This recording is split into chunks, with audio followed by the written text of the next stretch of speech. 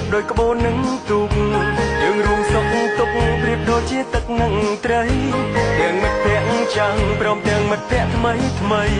ទាំងប្រុសទាំងស្រីសុទ្ធតែជាគ្រួសារខ្មែរមានសុខរួមសុខមានទុក្ខរួមទុក្ខថ្ងៃនេះថ្ងៃមុខមិត្តភាពនៅដដែលពាក្យថាបងប្អូន